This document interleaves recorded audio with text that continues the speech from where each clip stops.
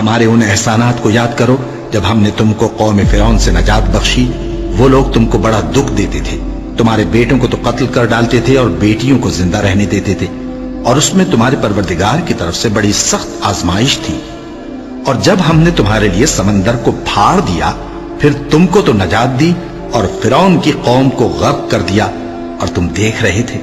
اور جب ہم نے موسیٰ سے 40 رات کا وعدہ کیا تو تم نے ان کے پیچھے بچڑے کو معبود مقرر کر لیا اور تم ظلم کر رہے تھے۔ پھر اس کے بعد ہم نے تم کو معاف کر دیا تاکہ تم شکر کرو۔ اور جب ہم نے موسیٰ کو کتاب اور معجزے عنایت کیے تاکہ تم ہدایت حاصل کرو۔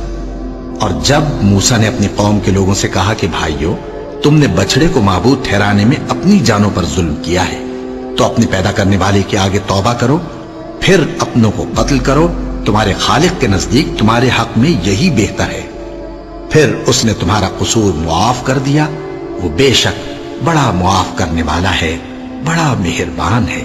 اور جب تم نے موسیٰ سے کہا کہ موسیٰ، جب تک ہم اللہ کو سامنے نہ دیکھ لیں گے تم پر ایمان نہیں لائیں گے، تو تم کو بجلی نے آ گھیرا اور تم دیکھ رہے تھے۔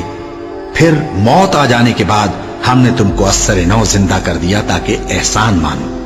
اور ہم نے بادل کا تم پر سایہ کیے رکھا اور تمہارے لیے من و سلوہ اتارتے رہے کہ جو پاکیزہ چیزیں ہم نے تم کو عطا فرمائی ہیں ان کو کھاؤ پیو، مگر تمہارے بزرگوں نے ان نعمتوں کی کچھ قدر نہ جانی، اور وہ ہمارا کچھ نہیں بگاڑتے تھے بلکہ اپنا ہی نقصان کرتے تھے۔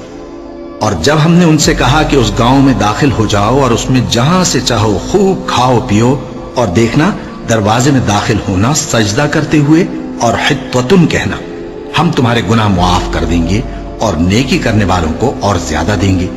تو جو ظالم تھے انہوں نے اس لفظ کو جس کا ان کو حکم دیا تھا بدل کر اس کی جگہ اور لفظ کہنا شروع کیا، بس ہم نے ان ظالموں پر آسمان سے عذاب نازل کیا کیونکہ نافرمانیاں کیے جاتے تھے۔ اور جب موسیٰ نے اپنی قوم کے لیے ہم سے پانی مانگا تو ہم نے کہا کہ اپنی لاٹھی پتھر پر مارو۔ انہوں نے لاٹھی ماری تو اس میں سے 12 چشمے پھوٹ نکلے، اور تمام لوگوں نے اپنا اپنا گھاٹ معلوم کر کے پانی پی لیا۔ ہم نے حکم دیا کہ اللہ کی عطا فرمائی ہوئی روزی کھاؤ اور پیو، اور زمین میں فساد نہ کرتے پھرنا۔